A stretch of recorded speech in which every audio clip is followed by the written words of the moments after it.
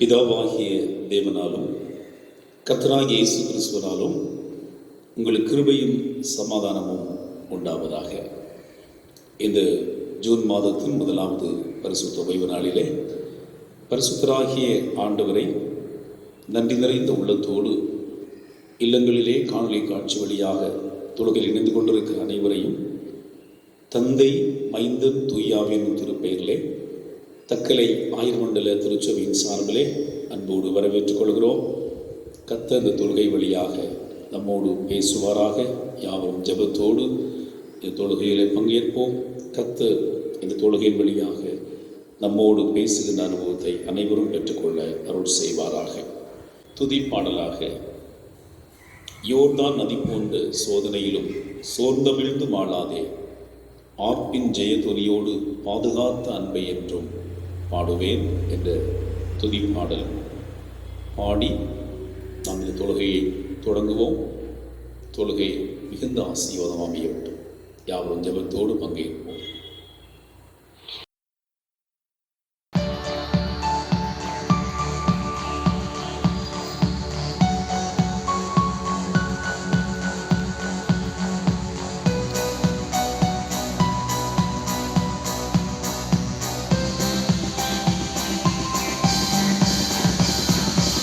யோர்தான் நதி போன்ற சோதனையிலும் சொந்தமிழ்ந்து மாளாதே, யோர்தான் நதி போன்ற சோதனையிலும் சொந்தமிழ்ந்து மாளாதே,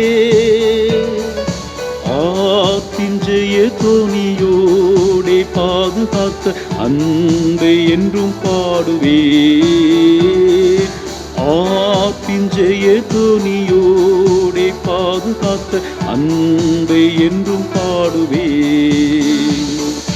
இயேசு என்னும் நாமமே என் ஆத்துமாவின் கீதமே, என் நேசரேசுவை நான் என்றும் ஏற்றி புகழ்ந்திடுவேன்.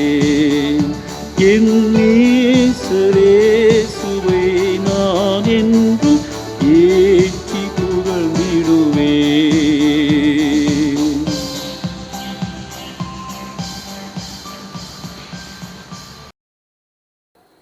கர்த்தரை கண்டறியத்தக்க சமயத்தில் அவரை தேடுங்கள்.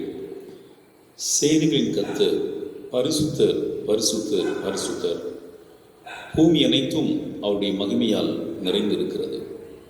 கர்த்தரை கம்பீரமாய் பாடி நம்முடைய இரட்சணிய கண்மலையை சங்கீதனம் பண்ண கடவோம். தேவன் ஆவியாயிருக்கிறார். அவரை தொழுகிறவர்கள் ஆவியோடும் உண்மையோடும் அவரை தொழுது கொள்ள வேண்டும். பரிசுத்த அலங்காரத்துடனே ஆண்டவரை தொழுகை செய்யுங்கள். உலகத்தாரே, நீங்கள் யாவரும் அவருக்கு முன்பாக நடுங்குங்கள்.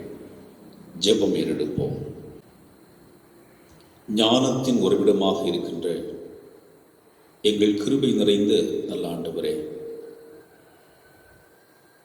எங்கள் கண்மலையானவரே, ஞானமும் வல்லமையும் உடையவரே, இந்த அருமையான புதிய மாதத்தின் முதலாவது பரிசுத்த ஓய்வு நாளுக்காக நன்றி நிறைந்த உள்ளத்தோடு நாங்கள் உம்மை போற்றுகிறோம், உம்மை வாழ்த்துகிறோம், உம்மை புகழுகிறோம், உம்மை வணங்குகிறோம். அப்பா, நீ பெரியவர், நல்லவர், வல்லவர், போதுமானவர். உமக்கு பயப்படுகிற மக்களுக்கு ஞானத்தை கொடுக்கிற ஆண்டவர், எல்லா மக்களுக்கும் ஞானத்தை கொடுக்கிறவரே, ஞானத்தையும் பலத்தையும் பெற்றுக்கொள்ள பாத்திரனாய் இருக்கிறவரே, ஞானம் என்பவைகளாகிய பொக்கிஷங்களுக்கு உடையவரே, ஞானத்தையும் உணர்வையும் அருளும் ஆவியானவரே, ஞானத்தை அளிக்கிற எங்கள் தூய ஆவியானவரே, இந்த நல்ல பரிசுத்த வேலைக்காக உம்மை புகழுகிறோம் ஆண்டவரே, உம்மை வாழ்த்துகிறோம் ஆண்டவரே. நீர் எப்போதும் எங்களுடன் இருக்கிறவராக இருக்கிறீர். கடந்த நாட்கள் முழுவதும் எங்களை கண்மணி போல காத்து கொண்டீர். பலவிதமான ஆபத்துக்கள் நிறைந்த சூழலில் கூட எங்கள் திருச்சபையின் அன்பு பிள்ளைகளையும் இந்த உலக மக்கள் அனைவரையும் நீர் ஒவ்வொரு நாளும் பாதுகாத்து வருகிறீரே. உம்முடைய வழிநடத்தலை எண்ணி நாங்கள் உம்மை நன்றியோடு போற்றுகிறோம் அப்பா. இந்த பரிசுத்த ஓய்வு நாளிலும் உம்மை நன்றியோடு ஆலயத்திலே ஆராதிக்க முடியாமல் இல்லங்களிலிருந்து நாங்கள் காணொலி காட்சி வழியாக ஆராதிக்கிற போது பரிசுத்த ஆவியானவர் எங்கள் அனைவரோடும் பேச வேண்டும் என்று ஜெபிக்கிறோம். உம்முடைய வல்லமை எங்களுக்கு அனுப்பி உம்முடைய அன்பை நாங்கள் ருசிப்பதற்கு இந்த தொழுகை எங்களுக்கு ஆசீர்வாதம் அமைந்திட அருள் தாரும்.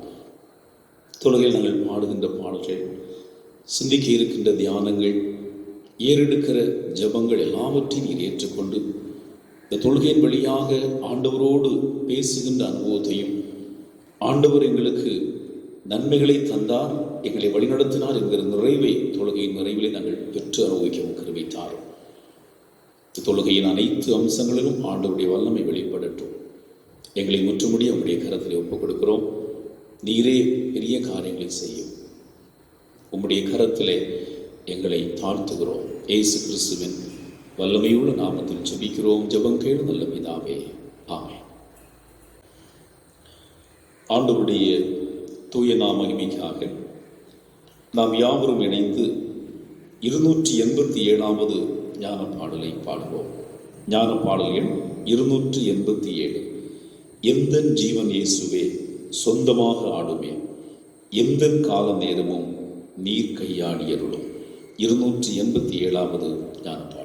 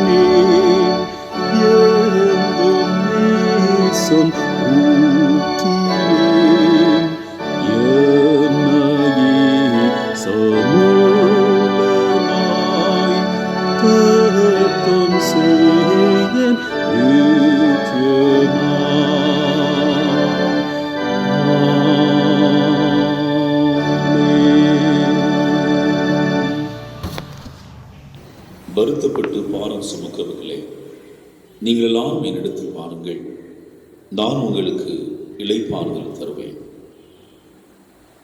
நமக்கு பாவமில்லை என்போமானால் நம்மை நாமே வஞ்சிக்கிறவர்களாயிருப்போம். சத்தியம் நமக்குள் இராது.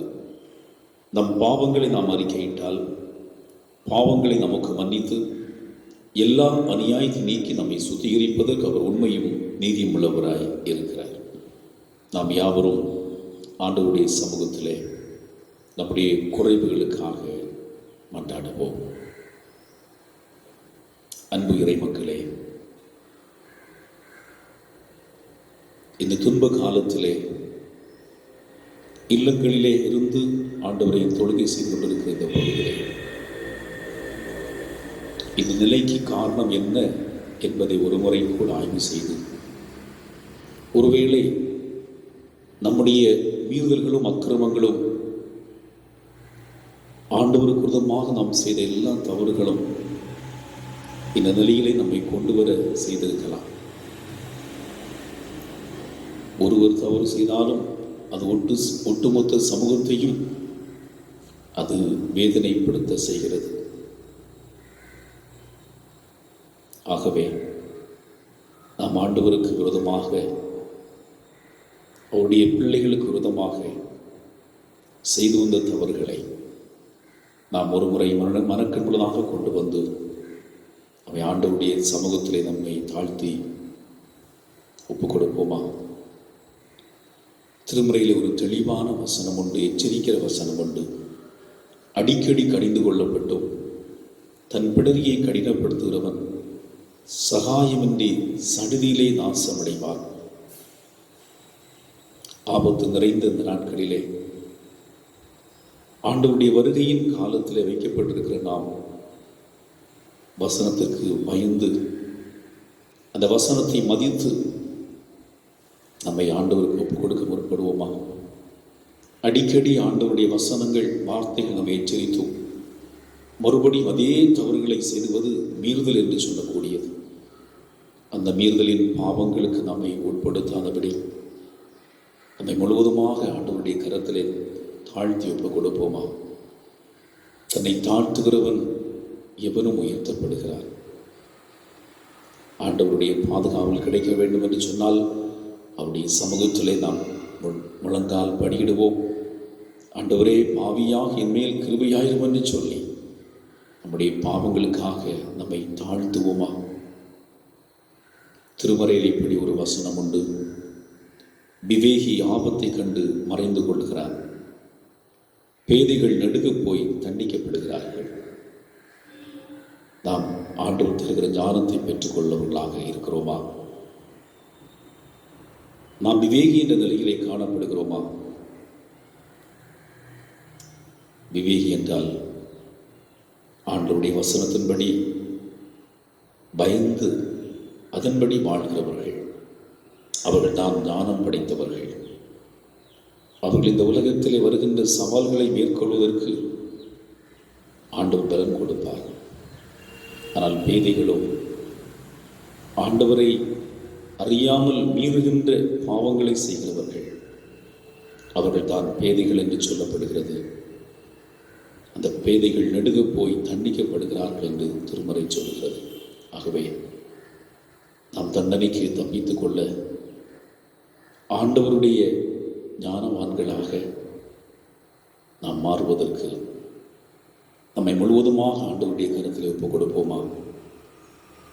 சத்தியத்தை வாங்கு, அதை விற்காதே, அப்படியே ஞானத்தையும் உபதேசத்தையும் புத்தியையும் வாங்கு என்று திருமறை சொல்கிறது. அன்புக்குரியவர்களே, சத்தியத்துக்கு விரோதமாக நாம் செயல்பட்ட தருணங்களை எண்ணி பார்ப்போம். ஆண்டவருடைய வசனத்தை நாம் தியானிக்காமல் நம்முடைய விருப்பம் போல வாழ்கிற நேரங்களை நாம் சந்திப்போம். இந்த நாட்கள் நமக்கு அதிக நேரம் கிடைக்கப்பட்டாலும் இல்லத்திலிருந்து வீணாக நம்முடைய நாட்களை செலவிடாமல் ஆண்டவருடைய வசனத்திற்கு நம்மை இடம் கொடுக்காமல் வாழ்ந்த தருணங்களை எண்ணி பார்த்து அந்த தவறுகளுக்காக, அந்த மீறுதல்களுக்காக ஆண்டவருடைய சமூகத்தில் இரக்கத்திற்காக மன்றாடுவோம். தன் பாவங்களை மறைக்கிறவன் வாழ்வடைய மாட்டான், அவைகளை அறிக்கை செய்து விட்டுவிடுவன் இரக்கம் பெறுவான். இந்த வேளையில் நாம் ஆண்டவருடைய இரக்கத்திற்காக அவருடைய கரத்தில் நம்மை ஒப்புக் கொடுப்போமா? நம்முடைய பாவங்களை உணர்ந்தவர்களாக யாவர் இணைந்து நெஞ்சத்திலே தூய்மை கொண்டோம், இயேசு அழைக்கிறார் என்ற பாடல் ஒரு சரணத்தை பாடி நம்முடைய பாவத்தை ஆண்டவருடைய சமூகத்தில் அறிக்கை செய்வோம்.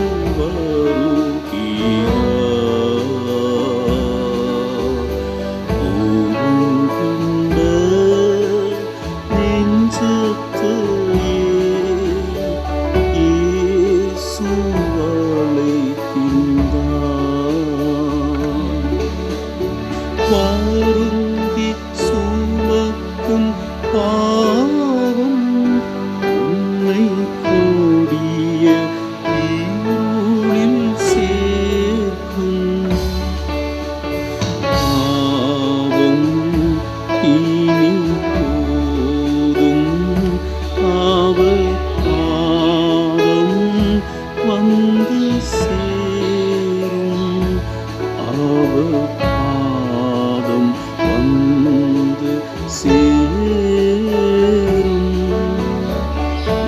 நெஞ்சத்திலே தூய்மையுண்டோ இயேசு வருகிறார்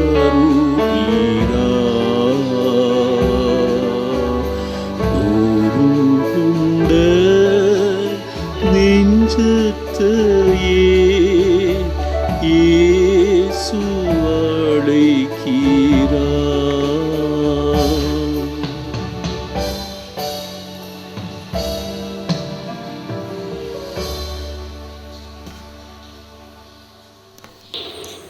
சர்வ வல்லமையும் மிகுந்த இரக்கமுள்ள ஆண்டவர் மன்னிப்பையும் பாவ நிவர்த்தி நமக்கு கட்டளையிட்டருளி வாழ்வை சீர்படுவதற்கான காலத்தையும் தமது பரிசுத்த ஆவியானவரின் கிருபையும் தேற்றுதலையும் தந்தருள்வாராக. ஆமென். பாவ மன்னிப்பு நிச்சயத்தை பெற்றுக்கொண்டுள்ளாகிய நாம் கர்த்தரின் கரத்தில் பெற்றுக்கொள்ளப் போகிற நன்மைகளுக்காக நாம் ஆண்டவருக்கு நன்றி சொல்லுவோம். அன்புக்குரியவர்களே, கடந்த நாட்களில் எத்தனையோ ஆபத்து மோசங்கள் நம்மை சூழ்ந்திருந்தன. அநேக மக்கள் இந்த உலகத்தை விட்டு மறுமையிலே பிரவேசித்து விட்டார்கள். ஆனாலும் அவருடைய பிள்ளைகளாகிய நம்மை இவ்வளவு ஆச்சரியமாக பாதுகாத்த ஆண்டவருக்கு நாம் இல்லங்களிலிருந்து ஆண்டவரை ஆராதிப்பதற்கு தந்த வாய்ப்புகளுக்காக நம்முடைய உள்ளத்தின் ஆழத்திலிருந்து நாம் ஸ்தோத்திரங்களை ஏறெடுப்போமா? அவர் நமக்கு செய்த நன்மைகள் ஏராளம். தாழ்விலிருந்து நம்மை உயர்விலே கொண்டு வந்தார் அல்லவா? அற்பமாக மதிக்கப்பட்ட நம்மை எல்லாரும் மதிக்கிற வகையிலே நம்மை உயர்வான நிலையிலே கொண்டு வந்திருக்கிறார் அல்லவா? இதை இக்கட்டான சூழலில் நமக்கு நல்ல நன்மைகளை தந்ததற்காக ஆண்டவருக்கு நன்றி சொல்லுவோம். சங்கீதக்காரர் தாவீது ஆண்டவருக்கு நன்றி சொல்லுகிற போது சொல்லுகிறார், நீர் உம்முடைய கற்பனைகளை கொண்டு என்னை என் சத்துருக்களுக்கும் அதிக ஞானமுள்ளவர் ஆக்குகிறீர் என்று ஆண்டவரை மகிமைப்படுத்துகிறார். அவைகள் இன்றைக்கும் என்னோடு இருப்பதனால் எனக்கு போதிக்கிறவர் எல்லாரிலும் அதிக அறிவுள்ளவர்களாக இருப்பதற்காக உமக்கு நன்றி சொல்கிறேன் என்று சொல்லுகிறார். ஆகவே இந்த உலக வாழ்விலும் ஆண்டவர் செய்த ஒவ்வொரு நன்மைகளுக்காக நாம் உள்ளத்தின் ஆழத்திலிருந்து ஆண்டவருக்கு நன்றி சொல்லுவோம், நன்றி கூறுவோம். சங்கீதக்காரனோடு இணைந்து ஸ்தோத்திர ஜெபத்தை ஏறெடுப்போம். என் ஆத்துமாவே கர்த்தரை ஸ்தோத்திரி, என் முழு உள்ளமே உடைய பரிசுத்த நாமத்தை ஸ்தோத்திரி. என் ஆத்துமாவே கர்த்தரை ஸ்தோத்திரி, கர்த்தர் செய்த சகல உபகாரங்களை மறவாதே. ஆமென். ஆண்டவருக்கு நன்றி கூறிய நாம் இயேசு கிறிஸ்து கற்றுத்த ஜெபத்தை இணைந்து ஏறெடுப்போம். பரமண்டலில் இருக்க எங்கள் பிதாவே, உம்முடைய நாமம் பரிசுத்தப்படுவதாக, உம்முடைய ராஜ்யம் வருவதாக, உம்முடைய சுத்தம் பரமண்டலத்திலே செய்யப்படுவது போல பூமியிலேயும் செய்யப்படுவதாக. அன்னனுள்ள ஆகாரத்தை எங்களுக்கு தாரும். எங்களுக்கு விரோதமாய் குற்றம் செய்வர்களுக்கு நாங்கள் மன்னிக்கிறது போல எங்கள் குற்றங்களை எங்களுக்கு மன்னி. எங்களை சோதனைக்குள் பிரவேசிக்க பண்ணாமல் தீமை நின்று ரசித்துக் கொள்ளும். ராஜ்யமும் வல்லமையும் மகிமையும் என்னென்னைக்கும் உடையவைகளே. ஆமென். இந்த நாள் திருமறை பாடம் படிக்க கேட்போம். வாசிக்கும்படியாக தெரிந்து கொள்ளப்பட்ட திருமறை பாகம் அப்போஸ்தலனாகிய யாக்கோபு எழுதின பொதுவான நிருபம் 1ஆம் அதிகாரம் 1 முதல் 8 வரை உள்ள வசனங்கள். யாக்கோபு 1ஆம் அதிகாரம் 1 முதல் 8 வரை. தேவனுக்கும் கர்த்தராகிய இயேசு கிறிஸ்துவுக்கும் ஊழியக்காரனாகிய யாக்கோபு சிதறி இருக்கிற 12 கோத்திரங்களுக்கும் வாழ்த்து சொல்லி எழுதுகிறதாவது, என் சகோதரரே, நீங்கள் பலவிதமான சோதனைகள் அகப்படும் போது உங்கள் விசுவாசத்தின் பரீட்சையானது பொறுமையை உண்டாக்கும் என்று அறிந்து அதை மிகுந்த சந்தோஷமாக எண்ணுங்கள். நீங்கள் ஒன்றிலும் குறைவுள்ளவர்களாக இராமல் பூர்ணராயும் நிறைவுள்ளவர்களாயும் இருக்கும்படி பொறுமையானது பூரண கிரியை செய்ய கிடவது. உங்களில் ஒருவன் ஞானத்தில் குறைவுள்ளவனாக இருந்தால் யாவருக்கும் சம்பூர்ணமாய் கொடுக்கிறவரும் ஒருவரையும் கடிந்து கொள்ளாதவருமாகிய தேவனிடத்தில் கேட்க கடவன், அப்பொழுது அவனுக்கு கொடுக்கப்படும். ஆனாலும் அவன் எவ்வளவாகலும் சந்தேகப்படாமல் விசுவாசத்தோடே கேட்க கடவன். சந்தேகப்படுகிறவன் காற்றினால் அடிபட்டு அலைகிற கடலின் அலைக்கு ஒப்பாயிருக்கிறான். அப்படிப்பட்ட மனுஷன் தான் கர்த்தரிடத்தில் எதையாகலும் பெறலாம் என்று நினையாதிருப்பானாக. இரு மனமுள்ளவன் தன் வழிகளெல்லாம் நிலையற்றவனாய் இருக்கிறான் என்பவைகளை வாசிப்பதற்காக தெரிந்து கொள்ளப்பட்ட திருமறை பாடம் வாசி முடிந்தது. கிறிஸ்துவே உடைய பரிசுத்த நாமத்திற்கு மகிமை உண்டாவதாக. ஆமென். அன்புக்குரியவர்களே, இந்த புதிய மாதம் முதலாவது பரிசுத்த ஓய்வு நாளிலே இந்த காணொளி காட்சி வழியாக தொழுகையில் இணைந்து கொண்டிருக்கிற அனைவரையும் அன்போடு வாழ்த்துவதிலே நான் மகிழ்ச்சி கொள்கின்றேன். இந்த துயரமான துக்கமான இந்த காலத்திலே நாம் சிந்திப்பதற்காக நமக்கு தரப்பட்டிருக்கின்ற கருப்பொருள் பரத்திலிருந்து வரும் ஞானம், wisdom from above, மேலிருந்து வரும் ஞானம் என்று கொள்ளலாம். அதற்கு ஆதாரமாக தெரிந்து கொள்ளப்பட்ட திருவசனம் யாக்கோபு 1ஆம் அதிகாரம் 5வது வசனம். யாக்கோபு 1:5. உங்களில் ஒருவன் ஞானத்தில் குறைவுள்ளவனாயிருந்தால் யாவருக்கும் சம்பூர்ணமாய் கொடுக்கிறவரும் ஒருவரையும் கடிந்து கொள்ளாதவருமாகிய தேவனிடத்தில் கேட்க கடவன், அப்பொழுது அவன் கொடுக்கப்படும்.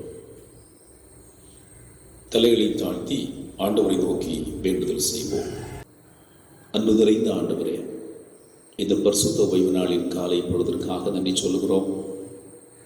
இந்த நாள் நீர் எங்களுக்கு தந்திருக்கிற தியான கருப்பொருளுக்காக நன்றி.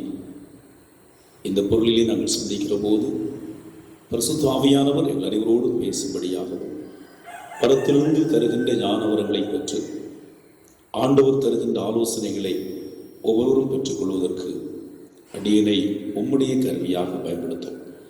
கேட்கிற உமது பிள்ளைகள் வார்த்தையை பெற்றுக்கொண்டவர்களாக ஆண்டவருக்கு தங்களை அர்ப்பணம் செய்கின்ற கிருபைகளை தர வேண்டும் என்று இயேசு கிறிஸ்துவின் நல்ல நாமத்தில் ஜெபிக்கிறோம் பிதாவே, ஆமென். பொதுவாக ஜூன் மாதம் என்றாலே மாணாக்கர்களுக்கு புதிய ஒரு கல்வியாண்டின் நாட்களாகும்.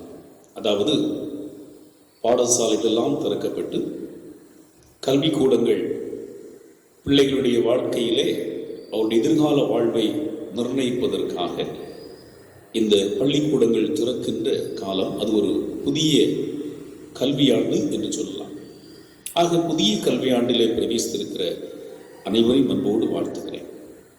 அன்புக்குரியவர்களே, கடந்த ஆண்டும் இந்த ஆண்டுமாக 2 வருடங்கள் குறிப்பாக நம்முடைய பிள்ளைகள், நம்முடைய வாலிப பிள்ளைகள் பள்ளிக்கூடங்களுக்கு செல்ல முடியாமல், கல்லூரிகளுக்கு செல்ல முடியாமல், இல்லங்களிலே முடங்கியிருந்து குறிப்பாக இந்த காணொளி காட்சி வழியாக கற்றுக்கொண்டிருக்கிற ஒரு துன்பமான காலம் என்று சொல்லலாம்.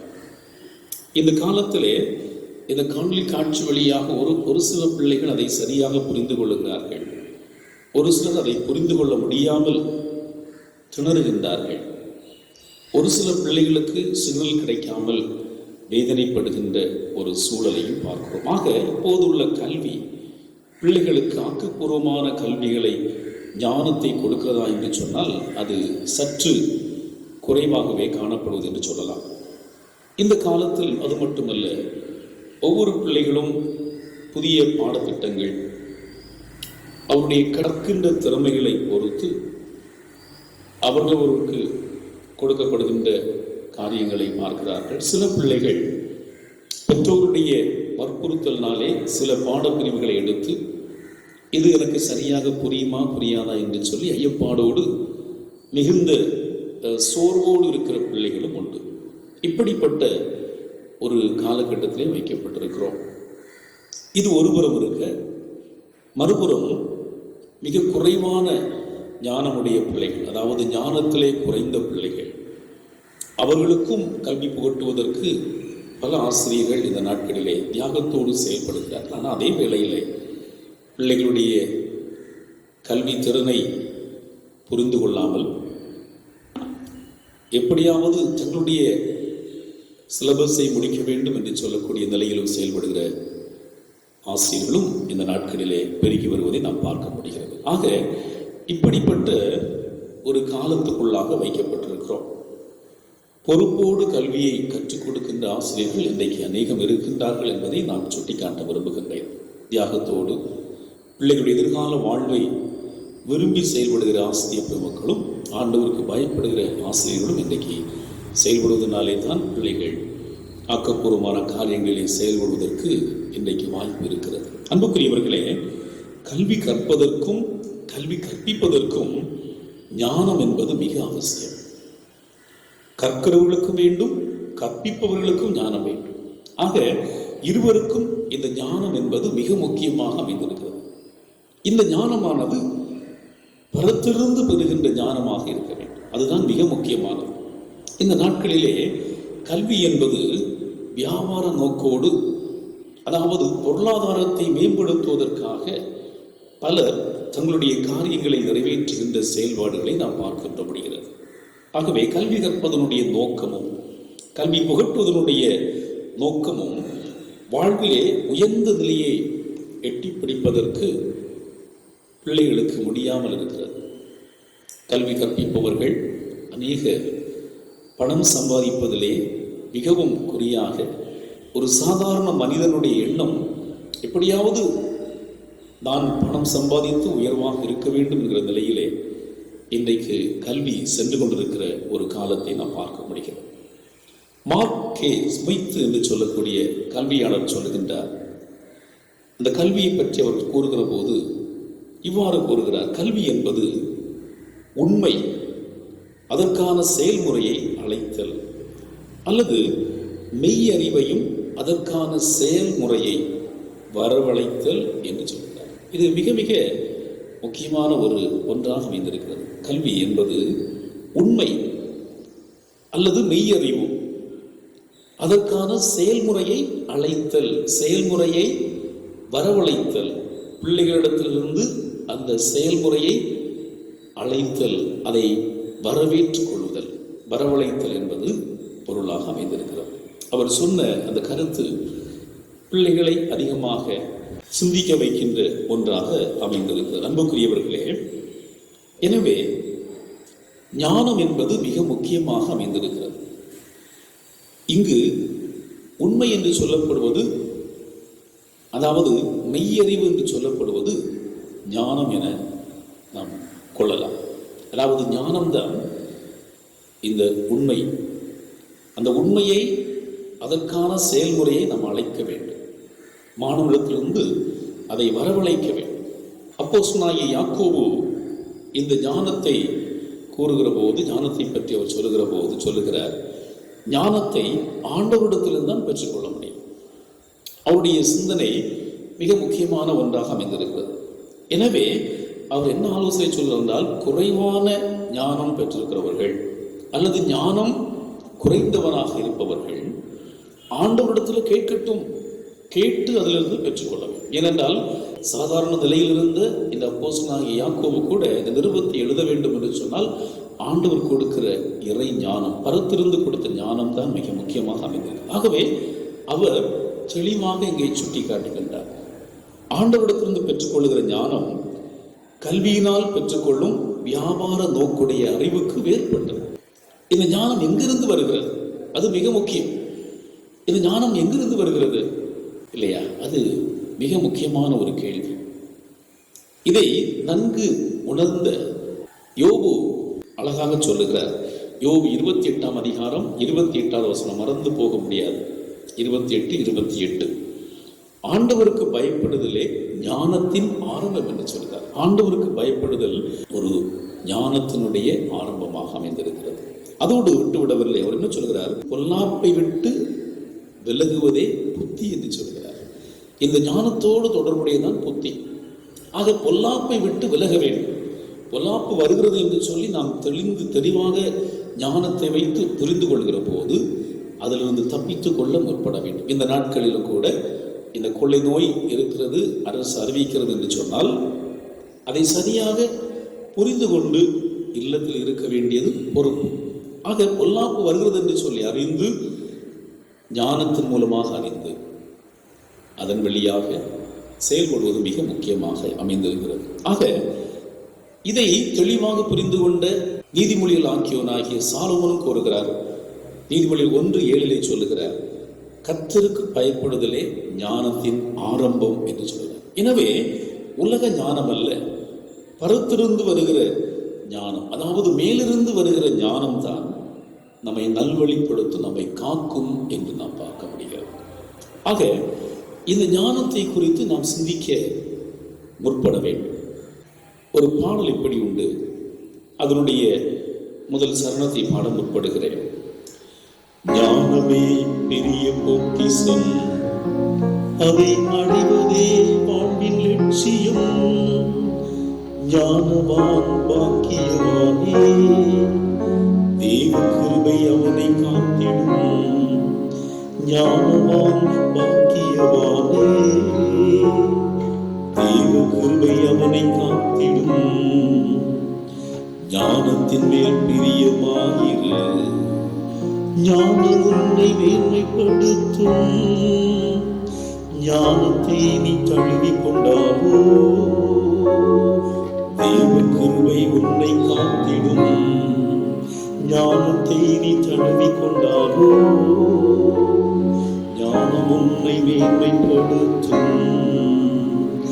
ஞானமே பெரிய பொக்கிஷம், அதை அடைவதே வாழ்வின் லட்சியம். ஞானவான் பாக்கியவானே, தேவ கிருபை அவனை காத்திடும். ஞானவான் பாக்கியவானே, தேவ கிருபை உன்னை காத்திடும். அமர்ந்துகிறீர்களே, எனவே ஞானம் என்பது மிக முக்கியம். இந்த ஞானத்தினுடைய நன்மைகள் என்ன, எவைகளெல்லாம் என்பதை நாம் திருமறையின் வழியாக சுருக்கமாக 3 குறிப்புகள் வழியாக சிந்திக்க முற்படுவோம். முதலாவது குறிப்பு, உண்மையை உய்த்துணர்கின்ற ஞானம். பரத்திலிருந்து வருகிற ஞானம் உண்மையை உய்த்துணர்கின்ற ஞானம். அதாவது எது நன்மை எது தீமை என்பதை தெளிவாக ஆராய்ந்து உறுதிப்படுத்துகின்றது தான் ஞானம். ஆக நன்மை எது தீமை என்பதை தெளிவாக கற்றுக்கொள்ளுதல் நிறைய இருக்கிறது. 1 ராஜாக்கள் 3ஆம் அதிகாரம் 9வது வசனம் இப்படி சொல்லுகிறது, உமது ஜனங்களை நியாயம் விசாரிக்கவும் நன்மை தீமை இன்னதென்று வகையறுக்கவும் அடியனுக்கு ஞானமுள்ள இருதயத்தை தந்தருளும். ஏராளமான இந்த உமது ஜனங்களை நியாயம் விசாரிக்க யாராலே ஆகும் என்று சொல்கிறார்.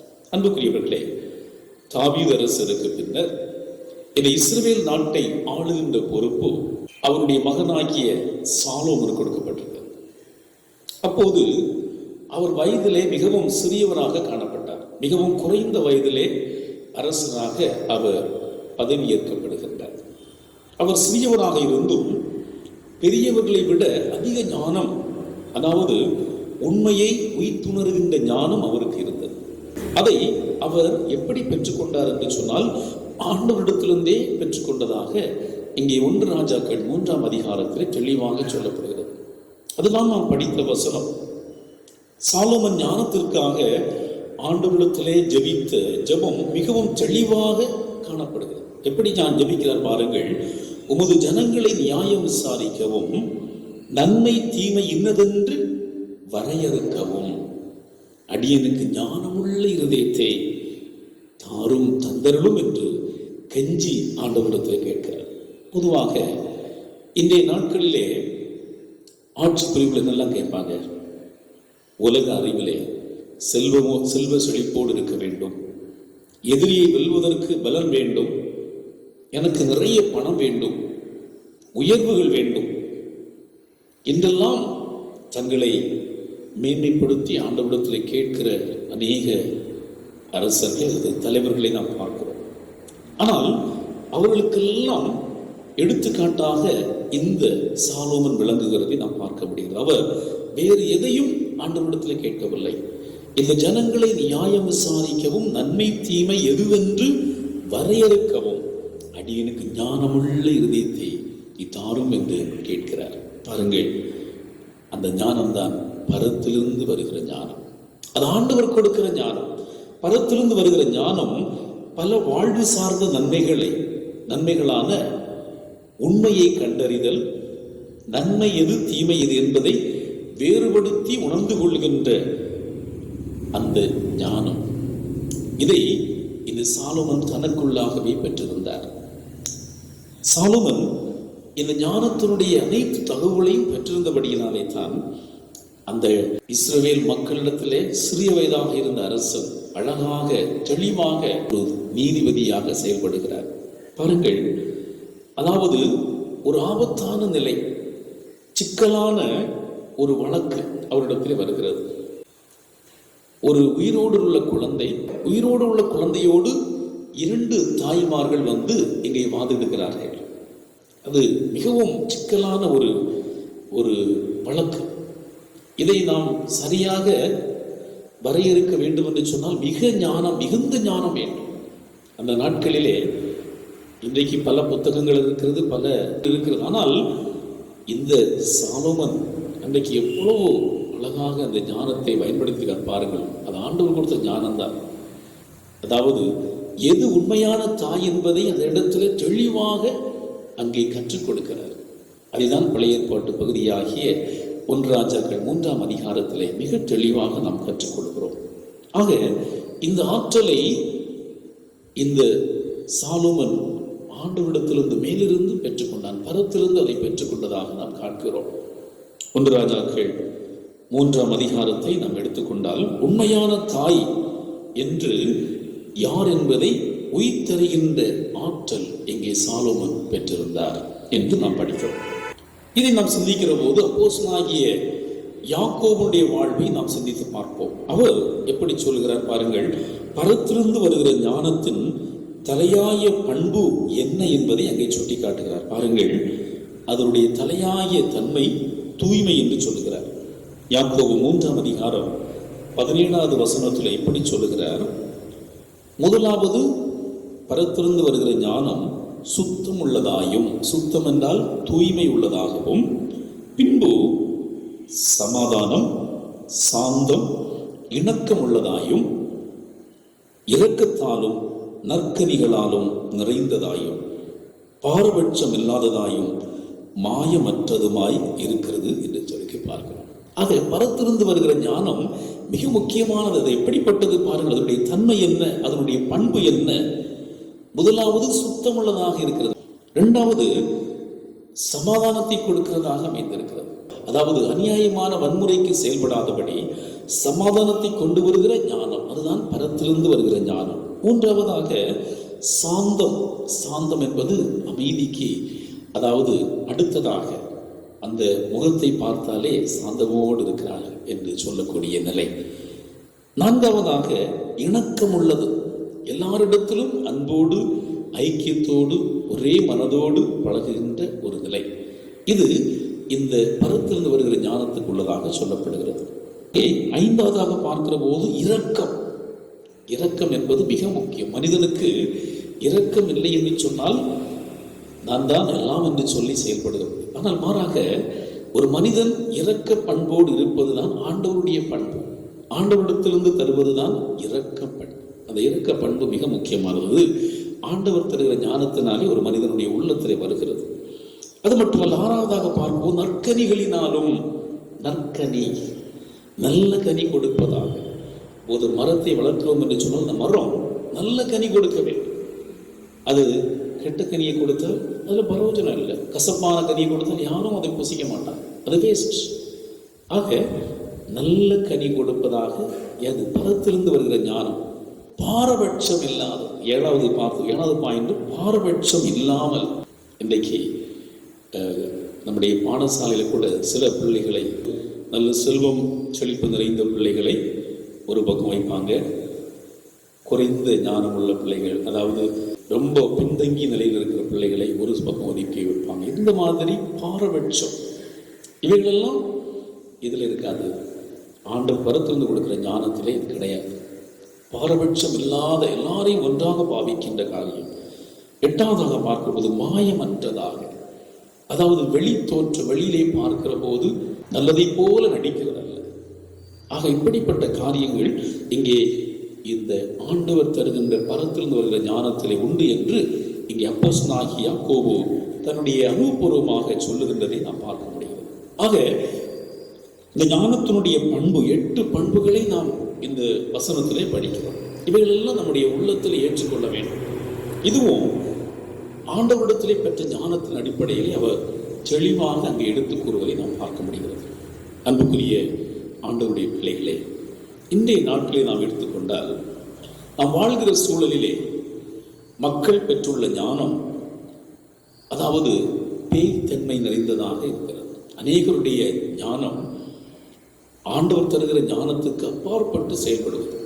பேய்த்தன்மை, பொறாமை, கட்சி மனப்பான்மை, பாரபட்சம் உள்ள ஒரு ஞானமாக அமைந்திருக்கிறது. அது உலகம் கொடுக்கிற ஞானம். இந்த உலகத்திலே மனிதர்கள் அதாவது தவறான ஞானத்தை பயன்படுத்திக் கொள்கிறார்கள். தங்களுக்கு தாங்களே அறிவுள்ளவர்களாக பல புத்தகங்களை ஆய்வு செய்து நாங்கள் நல்ல படித்தவர்கள் என்று சொல்லி தங்களை மேன்மைப்படுத்தி கொண்டு இன்றைக்கு நாம் இல்லங்களிலே முடங்கி இருக்கிறோமே, அதற்கும் ஒரு காரணம் உண்டு. அதற்கூட அது இயற்கையாக வந்த கொள்ளை நோய் அல்ல, மாறாக செயற்கையாக பல அநீதி நிறைந்த மக்கள் உலக ஞானத்தினாலே ஏற்படுத்தப்பட்ட இந்த கொரோனா வைரஸ் என்பதை நாம் அறிய வேண்டும். ஆக இது அநீதி நிறைந்த உலகம் கொடுக்கிற ஞானம் ஒரு மனிதனை அழிவுக்கு கொண்டு செல்கிறது. அன்புக்குரியவர்களே, இது ஆக்கப்பூர்வமான ஞானம் அல்ல, இது உலகம் கொடுக்கிற ஞானம், அநீதியான ஞானம். இப்படிப்பட்ட ஞானத்தை அநேகர் பெற்றிருப்பதனாலே மற்றவர்களுக்கு நன்மை செய்ய முடியாமல் தீங்கு செய்கின்ற அநேக நிலைகளை நாம் பார்க்கிறோம். இந்த நாட்டில் எது மலிந்து போய்விட்டது. பொறாமை, வஞ்சகங்கள், பணம் சம்பாதிக்க வேண்டும், எப்படியாவது நான் உயர்வாக இருக்க வேண்டும், மற்றவர்களை குறித்த கவலை இல்லாமல் செயல்படுகின்ற அநேக நிலையை பார்க்கிறோம். இதை படிக்கிற பிள்ளைகள் சிறு வயதிலிருந்து தங்களுடைய உள்ளங்களிலே சில எண்ணங்கள் கொள்கிறார்கள். எப்படியாவது நான் பணக்காரனாக வேண்டும் என்கிற சிந்தனை அவருடைய மேலோங்குகிறது. மாறாக கல்வி கற்று ஞானத்தோடு சிறந்து விளங்க வேண்டும் என்கிற அந்த அறிவு இல்லாமல் காணப்படுகிறார். அன்புக்குரியவர்களே, இவைகளெல்லாம் மண்ணுலகை சார்ந்த ஞானம், உலகம் கொடுக்கிற ஞானம். இது கீழிருந்து வருகிற ஞானம். நமக்கோ பரத்திலிருந்து வருகிற ஞானம் தான் மிக அவசியமாக இருக்கிறது. அந்த ஞானம், மேலிருந்து வருகிற ஞானம் நம்மை அழிவுக்கு காத்து கொள்ளும். இந்த உலகத்தில் எந்த அழிவு வந்தாலும் அந்த அழிவு நேரத்தில் கூட ஆண்டவர் தருகிற பரத்திலிருந்து வருகிற ஞானம் நம்மை பாதுகாக்கும் என்று திருமறையிலே நாம் தெளிவாக படிக்கிறோம். இது நம்மை அழிவுக்கு அழைத்து செல்லாது, மாறாக நன்மைக்கு அழைத்து செல்லும் பரத்திலிருந்து வருகிற ஞானம். ஆகவே அன்புக்குரிய ஆண்டவருடைய பிள்ளைகளே, நாம் இந்த உலகத்திலே நல்ல வாழ்வு வாழ்வதற்கு, ஆண்டவர் விரும்புகிற வாழ்வு வாழ்வதற்கு பரத்திலிருந்து வருகிற ஞானத்தை நாம் பெற்றுக்கொள்ள முற்படுவோமா? அதுக்கு முதலிடம் கொடுப்போமா? இரண்டாவதாக ஒரு சிந்தனை, பரத்திலிருந்து வருகிற ஞானம் வீணானவற்றிலிருந்து விலகிக் கொள்ளுகிற ஞானம். வீணானவற்றிலிருந்து விலகிக் கொள்ளுகிற ஞானம். முதலாவது ஞானம் உண்மை எது என்பதை உய்த்துணர்கின்ற ஞானம். இரண்டாவது பரத்திலிருந்து வருகிற ஞானம் வீணானவற்றிலிருந்து விலகிக் கொள்ளுகிற ஞானம். சங்கீதம் 119:37 படிப்போம் என்று சொன்னால் இப்படி சொல்லுகிறது: மாயை மாறாதபடி நீரன் கண்களை விலக்கி உமது வழிகளில் என்னை உயிர்ப்பியும் என்று சொல்லுகிறார்.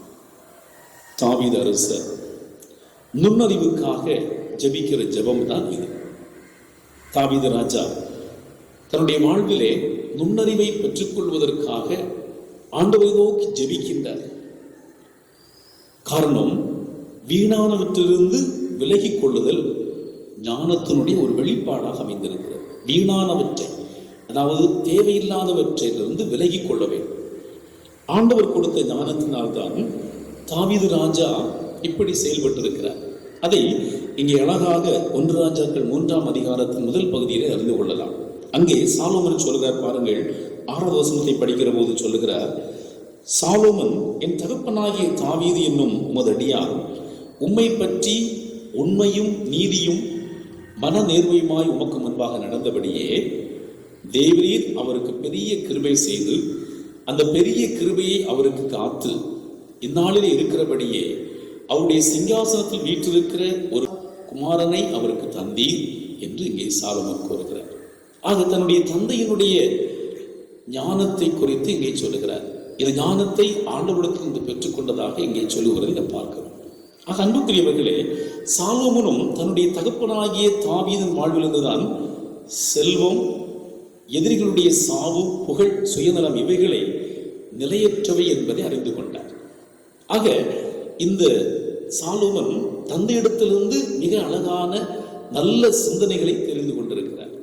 அநேக பிள்ளைகள் கூட இங்கே தந்தையினுடைய செயல்பாடு மிக முக்கியமாக அமைந்திருக்கிறது. இல்லங்களிலே பிள்ளைகள் ஞானத்திலே விளங்க வேண்டும் என்று சொன்னால் பெற்றோர்களாகிய நம்முடைய செயல்பாடுகள் மிக முக்கியமாக அமைந்திருக்க வேண்டும். இல்லங்களிலே நாம் பொய் சொல்லி பல தீய காரியங்களை செய்தோம் என்று சொன்னால் சிறு வயதில் இருக்கிற பிள்ளைகள் கூட அதை கற்றுக்கொள்வார்கள். அதை அப்படியே நாம் சிறு பொய் சொன்னால் அந்த பிள்ளை 10 பொய் சொல்வதற்கு முற்படும். ஆக இப்படிப்பட்ட ஒரு செயல் இங்கே பாருங்கள். தாவீது ராஜா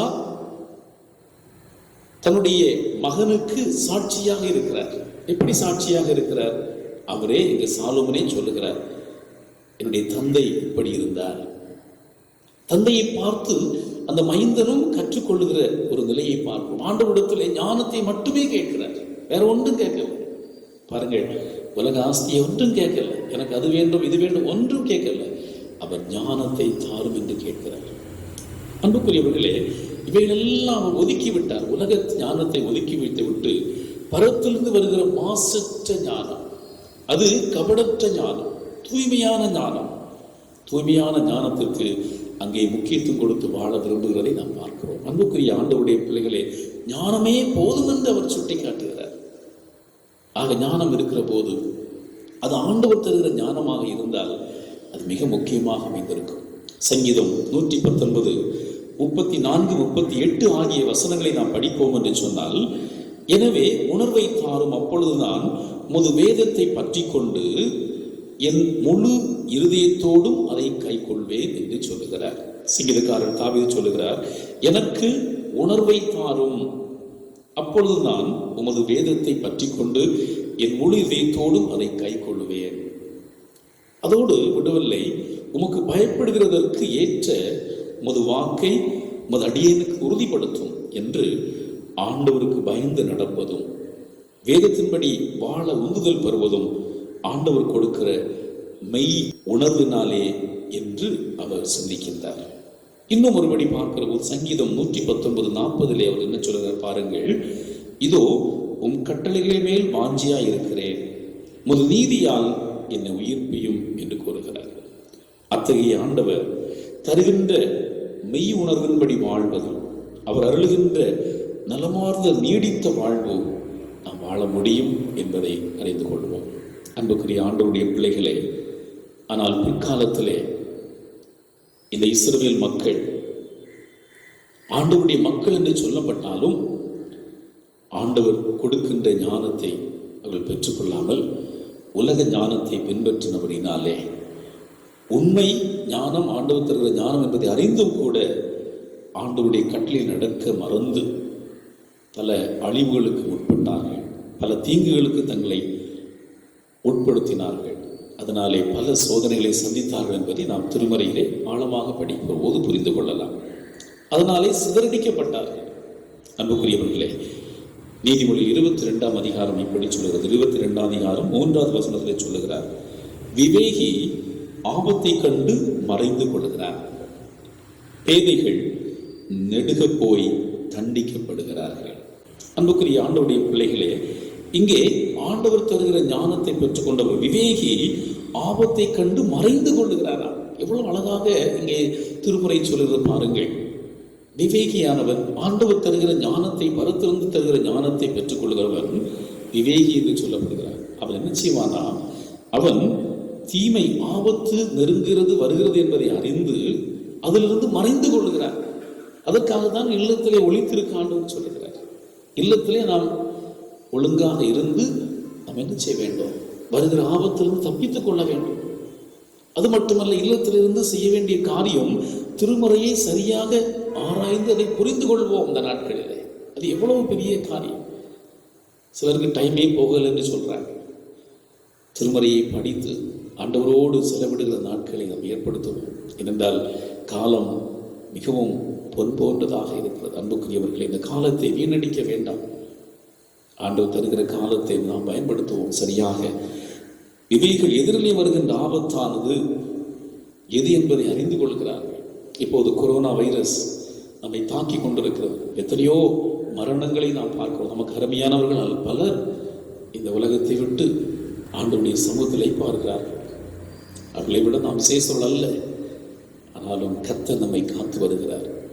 இது விவேகமுள்ள ஆண்டவர் தருகிற ஞானத்தை நாம் பயன்படுத்திக் கொள்வோம்.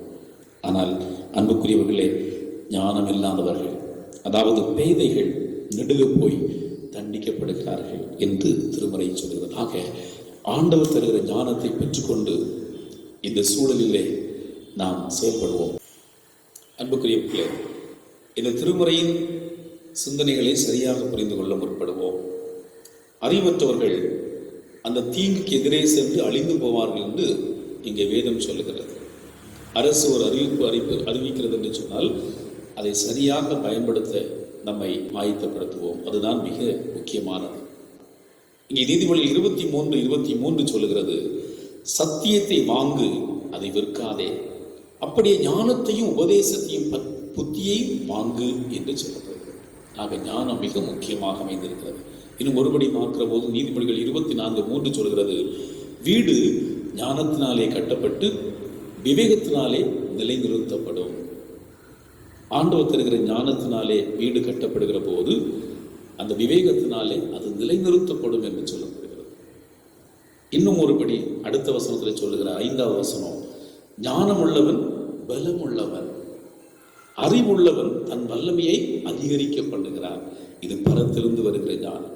இன்றைக்கு நாம் வாழ்கின்ற உலகத்தை பார்க்கிற போது டிஜிட்டல் உலகம் என்று சொல்லலாம். உலகமே ஒரு சிறு கைபேசிக்குள்ளாக அடங்கியிருக்கு, செல்போன்ல அடங்கி இருக்கிறது. இதனால் பல நன்மைகள் நமக்கு இருந்தாலும் பிள்ளைகளுக்கு நம்ம பாடங்கள் படிப்பதில் கூட, அது மட்டுமல்ல இன்றைக்கி நிறைய காரியங்களை நாம் பயன்படுத்தணும். நாம் இன்றைக்கி காணொலி காட்சி இருக்கிறபடினாலே தான் இல்லங்களிலிருந்து இந்த தொழுகைகளை நாம் கலந்து கொள்ள முடிகிறது. இப்படிப்பட்ட இது ஒரு நன்மை. அதோடு பல வெளிநாடுகளிலிருந்து தொடர்பு கொள்கிறோம். நம்ம இல்லத்தில் இருந்தது போல, நம்ம பக்கத்தில் இருந்தது போல பார்த்து பேசுகின்ற அளவிலே விஞ்ஞானம் வளர்ந்திருக்கிறது, நல்லது. ஆனால் ஒரு பக்கத்திலே பார்க்கிற போது தீங்களும் அதிகரித்துக் கொண்டிருக்கிறது. இன்றைக்கு இந்த டிஜிட்டல் இந்த காரியத்தை பயன்படுத்தி அநேக தீங்கான காரியங்களுக்கு முற்படுகிறார்கள். வருகிற ஆபத்தில் நாம் தப்பிக்கப்பட வேண்டும் என்று சொன்னால் அன்புக்குரியவர்களே, காலம் கடைசியாக இருக்கிறது. ஆண்டவருடைய வருகை வெகு சமயம் என்பதை இந்த நாட்களில் உள்ள எல்லா காரியங்களும் நமக்கு தெளிவாக அறிவுறுத்திக் கொண்டே இருக்கிறது, எச்சரித்துக் கொண்டே இருக்கிறது. ஆக இல்லங்களில் நாம் இருக்கிற போது இந்த நாட்களை பயன்படுத்துவோம். திருமறையை அதிகமாக படிப்போம், அதை தியானம் செய்வோம். இந்த ஆபத்தில் நம்மை விடுவித்துக் கொள்வதற்கு பரத்திலிருந்து ஆண்டவருக்கு ஞானத்தை பெற்றுக்கொள்ள நம்மை ஆண்டவரிடத்தில் ஒப்புக் கொடுப்போமா? பரத்திலிருந்து வருகிற ஞானம் அது மிக முக்கியமானது. இந்த ஞானத்தை எப்படியாவது சம்பாதித்துக் கொள்ள வேண்டியது நம் ஒவ்வொருடைய கடமை என்பதை அறிந்து கொள்வோம். நாம் வருகின்ற ஆபத்தில் தப்பிக்க வேண்டும் என்று சொன்னால் பரத்திலிருந்து வருகிற ஞானத்தை நாம் பெற்றுக்கொள்ள வேண்டும். அது எப்படி வரும்? ஆண்டவருக்கு பயப்படுகிற பயம். அன்புக்குரிய ஆண்டவருடைய பிள்ளைகளை எப்படியாவது சம்பாதித்துக் கொள்ள வேண்டும். பரத்திலிருந்து வருகிற ஞானம் வீணானவை விட்டு விலகுகின்ற ஞானமாக அமைந்திருக்கிறது. மூன்றாவதாக ஒரு சிந்தனையை சுருக்கமாக சொல்லி முற்படுகிறேன். கேட்போருக்கு கொடுக்கப்படுகிற ஞானம். அதுதான் படித்தோம். யாக்கோபு 1ஆம் அதிகாரம் 5ஆம் வசனம். உங்கள் ஒருவன் ஞானத்திலே குறைவுள்ளவனாக இருந்தால் யாவருக்கும் சம்பூர்ணமாய் கொடுக்கிறவரும் ஒருவரையும் கடிந்து கொள்ளாதிருக்கிற தேவனிடத்திலே கேட்க கடவன், அப்பொழுது அவனுக்கு கொடுக்கப்படும் என்று சொல்லப்படுகிறது. அன்புக்குரியவர்களே, தமிழக அகராதியிலே ஞானம் என்பது என்ன என்பதை அழகாக விளக்குகிறார். அறிவை அல்லது அனுபவத்தை பயன்படுத்தி நடைமுறைக்கு ஏற்ற முடிவுகளும் மதிப்பீடுகளும் செய்யும் ஆற்றல் என்பதாக இந்த தமிழ் அகராதியிலே சொல்லப்படுகிறது. அதாவது பகுத்தறிவு, விவேகம், மெய்யறிவு, மதிநுட்பம் இவைகள் அதன் பல்வேறு பொருள்கள் என விளக்கமளிக்கிறது. அதாவது ஒரு வயது மூத்த பெரியவராக ஞானத்திலே குறைவுள்ளவர்கள் என்ன செய்ய வேண்டுமாம்? ஆண்டவரிடத்திலே கேட்டு பெற்றுக்கொள்ள கடவுள். உங்களிடத்திலே குறைவான ஞானம் கொண்டிருப்போர் ஆண்டவரிடத்திலே கேட்கட்டும். ஆண்டவரிடத்தில் கேட்டால் அவர் ஞானத்தை கொடுக்கிறவர். அவர் முகம் கோணாமல் தாராளமாய் எல்லாருக்கும் ஞானம் கொடுக்கிறவர். ஆக ஆண்டவருக்கு பயப்படுவதற்கு அவர் ஞானம் கொடுக்கிறார். அவர் முகம் கோண மாட்டார். எப்போ கூப்பிட்டாலும் ஆண்டவருக்கு பயப்படுகிற பிள்ளை என்றால் அவர் அந்த ஞானத்தை கொடுக்கிற ஒரு ஆண்டவராக இருக்கிறார். பாரபட்சம் இல்லாமல் கொடுக்கிற ஞானமுடையவர் ஆண்டவர். இதை நான் உணர்ந்ததான் சாதாரண எளிய மனிதராகிய இந்த யாக்கோபு தன்னுடைய நிருபத்தை எழுதுவதற்கு தேவையான ஞானத்தை ஆண்டவரிடத்திலிருந்து பெற்றுக்கொண்டார்.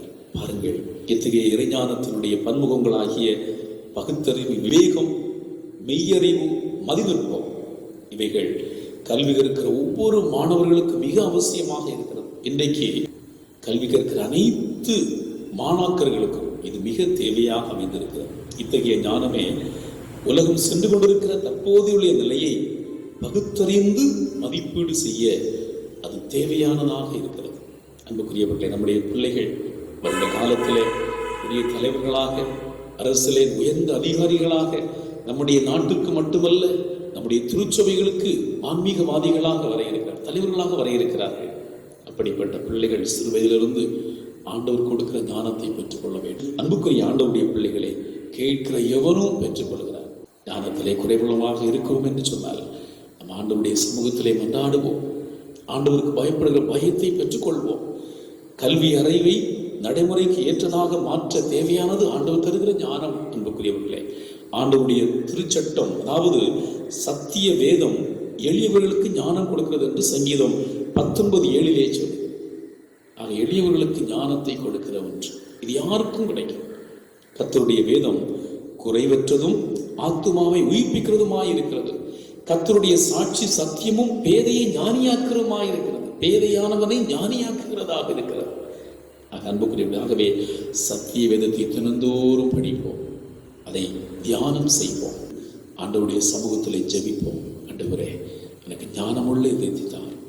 இந்த சூழலில் நான் எப்படி செயல்பட வேண்டும், எப்படி இந்த மக்களுக்கு நான் ஆண்டவருடைய வார்த்தையை சொல்ல வேண்டும், எப்படி ஜெபிக்க வேண்டும் என்றெல்லாம் ஆண்டவரிடத்தில் கேட்போம். ஆண்டவர் தருகிற ஞானத்தை பெற்றுக்கொண்டு இந்த உலகத்திலே ஆண்டவருக்கு பிரியமாக வாழ்வோம். அன்புக்குரியவர்களே, இந்த ஞானம் பெரியோர் சிறியோர் என்ற பாகுபாடு அனைவருக்கும், குழந்தைகளுக்கும் கொடுக்கப்படுகிறது. அன்புக்குரியவர்களே, இந்த ஞானத்தை பெற்றுக்கொள்வோமா? லூக்கா 10:21 ஆண்டவர் சொல்லுகிறார், இயேசு ஆவியிலே கனிகூர்ந்து, பிதாவே, வானத்துக்கும் பூமிக்கும் ஆண்டவரே, இவைகளை ஞானிகளுக்கும் கல்விமான்களுக்கும் மறைத்து பாலகருக்கு வெளிப்படுத்தினபடியால் உம்மை ஸ்தோத்திரிக்கிறேன் என்று இங்கே சொல்லுகின்றதை நாம் பார்க்கிறோம். எனவே வாழ்வு தருகின்ற ஞானத்தை, பரத்திலிருந்து ஆண்டவரிடத்தில் பெற்றுக்கொள்கிற ஞானத்தை நாம் பெற்றுக்கொண்டு இந்த உலகத்திலே சிறப்போடு வாழ்வோமா? அழிவுக்கு சென்று கொண்டிருக்கிற இந்த உலகத்தை நல்ல நிலையிலே கொண்டு வருவதற்கு ஆண்டவருடைய சமூகத்திலே முழங்கால் படியிட்டு மன்றாடுவோம். பரத்திலிருந்து வருகிற ஞானம் அது மேன்மை அளிக்கிற ஒன்று. ஆக இந்த ஞானத்தை பெற்றுக்கொள்வோம், இந்த உலகத்திலே சிறப்போடு வாழ்வோம். கர்த்தர் நம்மோடு இருந்து ஞானத்திலே சிறந்து விளங்க நம்மை ஆசீர்வதிப்பாராக. ஆமென். ஆண்டவருடைய திருவார்த்தைகளை பெற்றுக்கொண்டவர்களாகிய நாம் யாவரும் இணைந்து அப்போஸ்தல விசுவாச பிரமாணத்தை ஏறெடுப்போம். வானத்தையும் பூமியை படைத்த சர்வவல்லமையுள்ள பிதாவாகிய தேவனை விசுவாசிக்கிறேன். அவருடைய ஒரே குமாரனாகிய நம்முடைய நாதர் இயேசு கிறிஸ்துவை விசுவாசிக்கிறேன். அவர் பரிசுத்த ஆவியினாலே கன்னி மரியாளிடத்தில் உற்பவித்து பிறந்தார். பொந்திய பிலாத்தின் காலத்தில் பாடுபட்டு சிலுவையில் அறையுண்டு மரித்து அடக்கம் பண்ணப்பட்டு பாதாளத்தில் இறங்கினார். 3ஆம் நாள் மரித்தோரிடத்திலிருந்து எழுந்தருளினார். பரமண்டலத்துக்கு எழுந்தருளி சர்வவல்லமையுள்ள பிதாவாகிய தேவனுடைய வலது பார்சத்தில் வீற்றிருக்கிறார். அவிடத்தில் உயிர்லோரையும் மரித்தோரையும் நியாயம் தீர்க்க வருவார். பரிசுத்த ஆவியையும் விசுவாசிக்கிறேன். பொதுவாயிருக்கிற பரிசுத்த சபையும் பரிசுத்தவான்களுடைய ஐக்கியமும் பாவ மன்னிப்பும் மரித்தோர் வைத்தெழுதலும் நித்திய ஜீவனோடு விசுவாசிக்கிறேன். ஆமென். இந்த வாரத்திலே தங்களுடைய பிறந்த நாட்களை கொண்டாடக்கூடிய பெயர்களை வாசிக்கிறேன். Mr M Winfred Raj Eraniel road, Mr G Ajith Mullai Nagar, செல்வனார் ஜெரோ கீழகக்குறிச்சி, மிஸ்டர் டி நிகேஷ் ஆலய சாலை, Master Patterson Keralapuram, Mr D Donald palace road, செல்வி P Simi Mullai Nagar, JS Perslin Judson church road, Mrs AL Merlin Sheela Kalathuvilai, Mrs A Jasphin Parmila Chennai, Mr Arputha Swamy Keralapuram, Mr R Chandran Saralvilai, Mr S Gokulakannan Panavilai, Mrs Brillia Bharathi Nagar, Mrs C சுபிக்குமார் ஆலய சாலை, mister என் சதீஷ் முல்லை நகர் ஆகியோர் இந்த வாரத்திலே தங்களுடைய பிறந்த நாட்களை ஆசரிக்கிறார்கள். இவர்கள் எல்லா நன்மைகளையும் பெற்று வருஷத்தின் நன்மையால் முடிசூட்ட கர்த்தர் பிரவேசிக்க இருக்கின்ற புதிய ஆண்டிலே புதிய நன்மைகளாலும் கிருபைகளாலும் நிறைத்து பாதுகாப்பாராக திருச்சபையின் சார்பிலே அன்பான நல்வாழ்த்துக்களை தெரிவித்துக் கொள்கிறோம். திருமண நாள் வாழ்த்துகள். Mr N Kumar, Mrs A Radha ஆலய சாலை, Mrs C Rajendran, Mrs P P Jayachandra Mullai Nagar, Mr Alwin, Mrs K Suseela Adappukalai ஆகியோர் வருகிற வாரத்திலே தங்களுடைய திருமண நாட்களை ஆசரிக்கிறார்கள். திருமண நாளை ஆசரிக்கின்ற அருமையான குடும்பத்தின் பிள்ளைகள் எல்லா நன்மைகளும் பெற்று சீரோடும் சிறப்போடும் இந்த உலகத்திலே மற்றவர்களுக்கு பயனுள்ள வாழ்க்கை வாழ்வதற்கு ஆண்டவர்களுக்கு நீடிய ஆயுளை கொடுத்து சுகத்தோடு பாதுகாப்பாராக திருச்சபையின் சார்பிலே அவர்களை அன்போடு வாழ்த்துகிறோம்.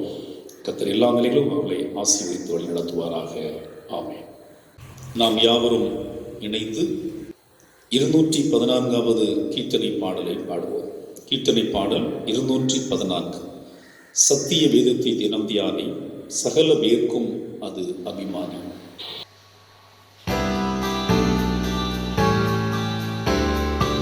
சத்திய வேதத்தை தினம் தியானி, சகல பேர்க்கும் அது அபிமானி. உத்தம ஜீவிய வழிகாட்டும், உயர்வானுலகில் உன்னை கூட்டும். சத்திய வேதத்தை தினம் தியானி, சகல பேர்க்கும் அது அபிமானி. வாலிபர் தமக்கும் அதுவாகும், வயோதீபர்க்கும் அருணவாகும்.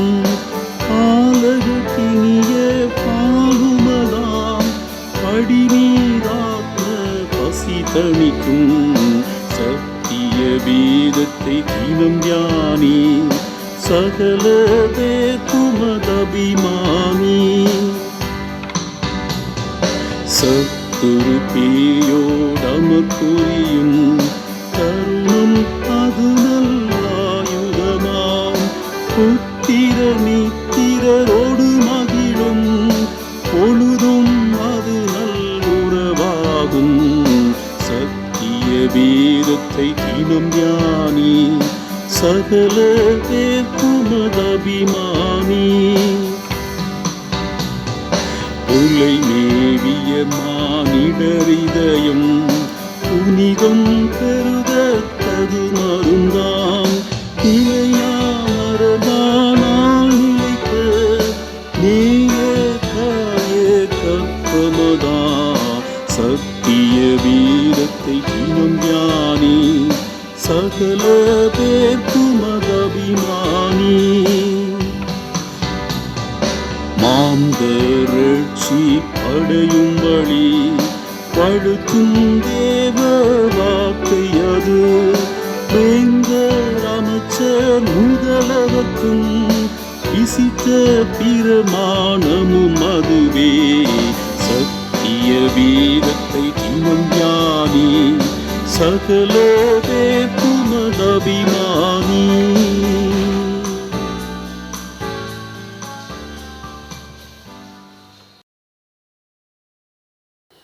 ஜெபம் ஏறெடுப்போம். ஞானத்தின் உறைவிடமாக இருந்து இந்த உலகத்தின் அழிவிற்கு தப்பித்துக் கொள்வதற்கு ஞானத்தை தந்திருக்கிறீர்கள். அன்பு நிறைந்த நல்ல ஆண்டவரே, ஆபத்து காலத்தில் நோக்கி கூப்பிடு, நான் உன்னை விடுவிப்பேன், நீ என்னை மகிமைப்படுத்துவாய் என்று வாக்களித்திருக்கிற ஆண்டவரே, இந்த புதிய மாதத்தின் முதலாவது பரிசுத்த ஓய்வு நாளிலே உன் பிள்ளைகளாகிய எங்களை இந்த தொழுகையிலே கலந்து கொள்வதற்கு, தொழுகை வழியாக மோடு பேசுவதற்கு நீர் எங்களுக்கு தந்த நல்ல தருணத்திற்காக உமக்கு நன்றி செலுத்துகிறோம் அப்பா. ஞானம் மிக முக்கியமானது. அதுவும் பரத்திலிருந்து வருகிற ஞானமாகிய ஆண்டவர் தருகிற ஞானம் எங்களை எல்லா நிலைகளிலும் காக்க வல்லது என்பதை இந்த நாளிலே தெளிவாக நாங்கள் விளங்கிக் கொள்வதற்கு எங்கள் ஆண்டவர் எங்களோடு இருந்து செயல்பட்டதற்காக நன்றி சொல்லுகிறோம் அப்பா. ஒருவர் ஞானத்திலே குறைவுள்ளவனாக இருந்தால் யாவருக்கும் சம்பூர்ணமாய் கொடுக்கிறவரும் ஒருவரையும் கடிந்து கொள்ளாதிருக்கிற தேவனிடத்திலே கேட்டு பெற்றுக்கொள்ள கடவன், கேட்கிற எவனும் பெற்றுக்கொள்கிறான் என்று நாங்கள் கற்றுக்கொண்டபடி ஆண்டவருடைய சமூகத்திலே ஞானத்திலே குறைவுள்ளவராக நாங்கள் கேட்டு ஞானத்தை பெற்றுக்கொண்டு இந்த உலக வாழ்விலே ஆண்டவருக்கு பிரியமுள்ள ஜீவியை செய்ய ஒவ்வொருவரையும் பக்குவப்படுத்தும்படியாக ஜெபிக்கிறோம். உம்முடைய வருகைக்காக எங்களை ஆயத்தப்படுத்திக் கொள்ளும்.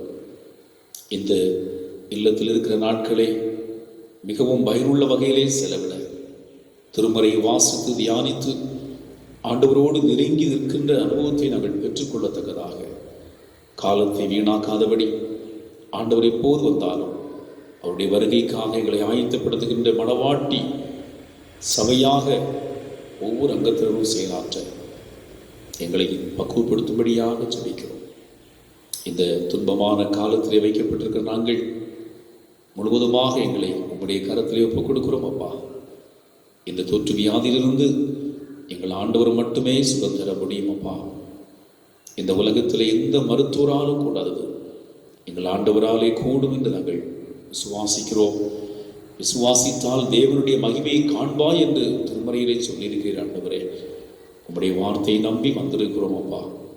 உம்முடைய பிள்ளைகளாக எங்கள் அனைவரையும் தொடர்ந்து கண்ணோக்கி ஏறணும். இந்த நாட்களிலே இந்த வியாதியின் பிடியிலே சிக்கியிருக்கின்ற ஒவ்வொரு மக்களுக்காக ஜெபிக்கிறோம் ஆண்டவரே. அப்பா, உமது பிள்ளைகளுக்கு அரணாக, கோட்டையாக, பாதுகாவலராக இருந்து உம்முடைய மக்கள் வெகு விரைவிலே சுகம் பெற்று ஆண்டவருக்கு நன்றி சொல்லுகின்ற அனுபவத்தை கொடுக்க நாங்கள் ஜெபிக்கிறோம். இந்த நோய்களுக்காக மருத்துவம் செய்கிற மருத்துவர்களுக்காக ஜெபிக்கிறோம் அப்பா. தாதியர்களுக்காக, உடன் பணியாளர்களுக்காக, அந்த இடத்திலே பணி செய்கிற ஒவ்வொரு மக்களுக்காக ஜெபிக்கிறோம். ஆண்டவர் நல்ல பாதுகாவலை தாருங்கப்பா. யாருக்கும் எந்த கெடுதலும் வராதபடி தேவன் உம்முடைய பிள்ளைகளை கண்மணி போல காத்து கொள்வீராக. உண்மையை நம்பி இருக்கிறோம் தகப்பனே. வெட்கப்படாதபடி சிதற வேண்டும் என்று ஜெபிக்கிறோம். வெகு விரைவில் இந்த நோய் கிருமிகள் முற்றிலுமாக அழிக்கப்பட்டன என்று சொல்லக்கூடிய, இந்த நோயே இல்லை என்று சொல்லக்கூடிய ஒரு நல்ல நாங்கள் கேட்பதற்கு எங்கள் ஆண்டவரை நீ துணை செய்ய வேண்டும் என்று நாங்கள் ஜெபிக்கிறோம். நாங்கள் ஆராதிக்கிற தெய்வம் ஜீவனுள்ளவர், நேற்றும் இன்றும் என்றும் மாறாதவர், இன்றைக்கும் ஜீவிக்கிறவராக இருக்கிற என்பதை நாங்கள் விசுவாசித்து உடைய சமூகத்திலே மன்றாடி நிற்கிறோம். இந்த நாட்களிலே அப்பா, தமக்கு அருமையானவர்களை இழந்து வேதனையோடும் கண்ணீரோடும் இருந்து கொண்டிருக்கிற மக்களுக்காக ஜெபிக்கிறோம் அப்பா. அந்த குடும்பங்களுக்கு ஆறுதலையும் சமாதானத்தையும் கொடுத்து அந்த பிள்ளைகளை எதிர்நீச்சல் போட்டு இந்த உலகத்திலே முன்னேறி வருவதற்கு ஆண்டவர் துணை செய்வீராக. ஆண்டவரே, இந்த காரியங்களுக்காக உழைக்கின்ற ஆண்டவரே அரசு அதிகாரிகளுக்காக, எங்கள் தமிழ்நாட்டினுடைய முதலமைச்சர் மற்றும் ஒவ்வொரு அமைச்சர்களுக்காக, எம்எல்ஏஸ்களுக்காக நாங்கள் நன்றி சொல்கிறோம். உடைய பிள்ளைகளை பாதுகாத்துக் கொள்ளுங்க. யாருக்கும் எந்த கெடுதல் வராதபடி நீங்கள் காத்துக்கொள்ளும். அதுபோல எங்களுடைய இந்திய நாட்டிற்காக ஜெபிக்கிறோம். ஒவ்வொரு மக்களும் அமைதலோடும் சமாதானத்தோடும் மன நிறைவோடும் வாழ்வதற்கு வேண்டிய நல்ல வழிவாசலை திறந்து தாருங்கப்பா.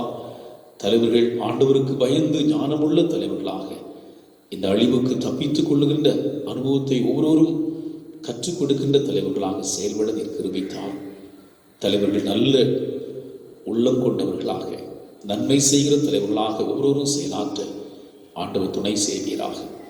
மதுபானம் என்கிற தீய பழக்கங்களில் இருக்கிற ஒவ்வொரு மக்களுக்கும் ஆண்டவரே இந்த பழக்கத்திலிருந்து முற்றிலுமாக ஒரு விடுதலையை கொடுத்து உம்முடைய உம்முடைய பிள்ளைகள் சமாதானத்தோடு வாழ்கின்ற, குடும்பங்கள் மகிழ்ச்சியோடு வாழ்கின்ற அனுபவத்தை தாரும். அகில உலக சமாதானத்துக்காக ஜெபிக்கிறோம். ஒவ்வொரு இடங்களிலும் அமைதி சமாதானத்தை கட்டளையிடுவீராக. தீங்குகள் ஒன்றும் யாருக்கும் ஏற்படாதபடி ஒவ்வொருவரையும் ஆண்டவர் பாதுகாத்துக் கொள்வீராக. நாடுகளுக்குள்ளாக அமைதி சமாதானத்தை தாரும். இந்த காலை வேளையிலும் எங்கள் திருச்சபையிலிருந்து வெளிநாடுகளிலும் வெளியிடங்களிலும் தங்கி பணிபுரிந்து கொண்டிருக்கின்ற, படித்துக் கொண்டிருக்கிற அன்பு பிள்ளைகளுக்காக நாங்கள் ஜெபிக்கிறோம். நீ சமீபத்துக்கு மாத்திரமல்ல, தூரத்துக்கும் ஆண்டவராக இருக்கிறீரப்பா. எங்கள் பிள்ளைகள் எங்கிருந்தாலும் இருக்கிற இடத்துல சுகத்தோடு காத்துக்கொள்ளும். இந்த தொழுகையில் இணைந்து ஆராதிக்கின்ற பிள்ளைகள் இந்த தொழுகையினுடைய நன்மைகளை பெற்றுக்கொண்டு கர்த்தர் இவளோடு பேசினார் என்ற அனுபவத்தை கண்டு ஆண்டவருக்கு நன்றி சொல்லி இந்த உலகத்திலே ஆண்டவருடைய வருகைக்கு தங்களை ஆயத்தப்படுத்திக் கொள்ளும் வாழ கர்த்தர் அனைவரையும் தகுதிப்படுத்துவீராக. எங்கள் திருச்சபைக்காக நன்றி, திருச்சபை அனைத்து திருப்பணிகளுக்காக நன்றி ஆண்டவரே. இந்த நாட்களிலே திருப்பணிகள் தடைபட்டிருப்பதை அறிகிறேன். வெகு விரைவிலே இந்த நோய் கிருமிகளை மாற்றி நாங்கள் இதிலிருந்து ஒரு விடுதலை பெற்று நாங்கள் எல்லாரும் இணைந்து உம்முடைய ஆலயத்திலே வந்து கர்த்தர் பெரிய காரியங்களை செய்தார் என்று சொல்லி நாங்கள் உமக்கு நன்றி சொல்ல, இனி ஆலயத்திலே வருகிற போது ஒரு புத்தாக்கம் பெற்ற மக்களாக ஆண்டவரே உடைய சமூகத்திலே நாங்கள் மகிழ்ச்சியோடு ஆராதிக்க எங்கள் திருச்சபையின் அனைத்து விசுவாச குடும்பங்களை ஆண்டவரை இந்த நாட்களிலே நீ பக்குவப்படுத்தும்படியாக ஆண்டவர் உடைய பிள்ளைகளுக்கு ஞானமுள்ள இருதயத்தை கொடுக்க வேண்டும் என்று நாங்கள் ஜெபிக்கிறோம். ஒவ்வொரு குடும்பங்களுக்கும் பாதுகாவலை தாருங்கள். யாருக்கும் எந்த கெடுதல் வராதபடி காத்துக்கொள்ளும். ஒரு சில இல்லங்களிலே பல்வேறு வியாதிகளும் நேரிட்ட போதிலும் எங்கள் ஆண்டவனுடைய பிள்ளைகளை கரம் பிடித்து நடத்தி நமக்கு ஸ்தோத்திரம். தொடர்ந்து யாருக்கும் எந்த பலனும் வராதபடி எங்கள் ஆண்டவர் அரணாக இருந்து பாதுகாவலை கொடுத்து எங்கள் பிள்ளைகளை காத்துக்கொள்வீராக. ஒவ்வொரு இல்லங்களுக்கு வேண்டிய நன்மைகளை தாரும். எந்த குடும்பத்திலும் எந்த விதமான ஆண்டவரே பொருளாதார நிலையில் தாக்கங்கள் வராதபடி ஒவ்வொரு இல்லங்களுக்கும் வேண்டிய நன்மைகளை தந்து நடத்துவீராக. யாருக்கும் பலவீனங்கள் ஏற்படாதபடி காத்துக்கொள்ளும். இந்த வாரத்திலே தங்களுடைய பிறந்த நாட்களை ஆசரிக்கிற பிள்ளைகளுக்காக ஜெபிக்கிறோம். வருஷத்தின் நன்மையால் முடிசூற்ற கர்த்தர் பிரவேசிக்கின்ற புதிய ஆண்டிலே புதிய நன்மைகளாலும் கிருபைகளாலும் நிறைத்து நீடிய ஆயுளோடு பாதுகாத்துக் கொள்ளும். திருமண நாட்களை ஆசரிக்கிற அன்பான கர்த்தாவே பெற்றோர்களுக்காக நன்றி சொல்கிறோம். குடும்பங்களுக்கு வேண்டிய அமைதியை தாரும், சமாதானத்தை தாரும். குடும்பங்களிலே ஆண்டவருடைய வல்லமை உம்முடைய பிள்ளோடு கூட இருந்து வாழ்விலே முன்னேறி வருகின்ற அனுபவத்தை தாரும். நல்ல எதிர்கால நன்மைகளை தாரும். உம்முடைய பிள்ளைகளை உம்முடைய சமூகத்திலே ஒப்புக் கொடுத்து ஜெபிக்கிறோம். தகுப்பனே, உம்முடைய திருநாம மகிமைப்படுகிற அளவிலே ஒருவரும் செயலாற்ற ஆண்டவர் துணை செய்வீராக. இந்த நாட்களிலே அப்பா, அந்த காணொலி காட்சி வழியாக இந்த தொழுகையில் இணைந்து கொண்டிருக்கிற ஒவ்வொருவருக்காக ஜெபிக்கிறோம். ஒவ்வொருவரை நீ பாதுகாத்துக் கொள்ளும். ஒவ்வொருவருக்கும் இந்த நாளுடைய நன்மைகளை தந்து நடத்துவீராக. இந்த புதிய மாதம் எங்கள் அனைவருக்கும் மிகுந்த ஆசீர்வாதமான ஒரு மாதமாக அமைந்திட அருள் தாரும். இந்த நாட்களிலே படிக்கிற பிள்ளைகளுக்காக விசேஷமாக ஜெபிக்கிறோம். புதிய கல்வி ஆண்டுக்குள்ளாக எங்களுடைய பிள்ளைகள் பிரவேசித்திருப்பதை அறிந்திருக்கிறீரப்பா. எங்களுடைய பிள்ளைகள் காணொலி காட்சி வழியாக கற்றுக்கொள்கிற போது அதை சரியாக புரிந்து கொள்ளவும், இந்த காணொலி காட்சியை சரியாக பயன்படுத்திக் கொள்ளுகின்ற ஞான வரங்களை தந்து எங்களுடைய பிள்ளைகள் வளர்ந்து முன்னேறி வருகின்ற அனுபவத்தை தாரும். யாருக்கும் கெடுதல் வராதபடி நீர் காத்துக்கொள்ளும். இல்லங்களிலே அமைதியை தாரும், சமாதானத்தை தாரும். இப்போதும் எங்களை உம்முடைய கரத்திலே முழுவதுமாக தாழ்த்தி ஒப்புக் கொடுக்கிறோம். இன்னும் கேட்க வேண்டிய அநேக நன்மைகள் உண்டு.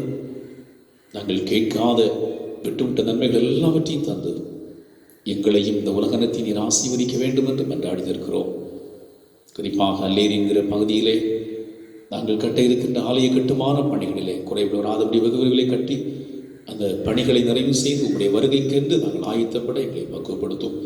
அந்த பகுதியில் மக்களும் ஆண்டவரை அறிந்து கொள்வதற்கு எங்களை கருவிகளாக பயன்படுத்தும். உண்மை அறியாத இடங்களிலே செய்யப்படுகிற ஒவ்வொரு ஊழியங்களை கர்த்தர் ஆசீர்வதிங்க அப்பா. ஊழியர்கள் வளர்ந்து பேருக்கு அருள்தார். ஊழியக்காரர்கள் இருக்கிற தடைகள் மாற்றிப்பட நீ கிருபைத்தார். எல்லாருக்கும் பாதுகாவலை தார். தொடர்ந்து எங்களை காத்துக்கொள் வழி நடத்தும். சமாதானத்தோடு எங்களை நடத்தும். துதி கன மகிமையெல்லாம் நமக்கே செலுத்துவோம். இயேசு கிறிஸ்துவின் வல்லமையுள்ள நாமத்தில் ஜெபிக்கிறோம் பிதாவே, ஆமென். நமது ஆண்டவராகிய இயேசு கிறிஸ்துவின் கிருபை, பிதாவாகிய கடவுளுடைய அன்பும், பரிசுத்த ஆவியானுடைய ஐக்கிய நல் உறவும் இன்றும் என்றும் சதா காலங்களிலும் நம் அனைவரோடும் நிறைவாய் வளமாய் தங்கியிருப்பதாக. ஆமென். கர்த்தருடைய சமாதானம் உங்கள் அனைவரோடு கூட தங்கியிருப்பதாக. ஆமென்.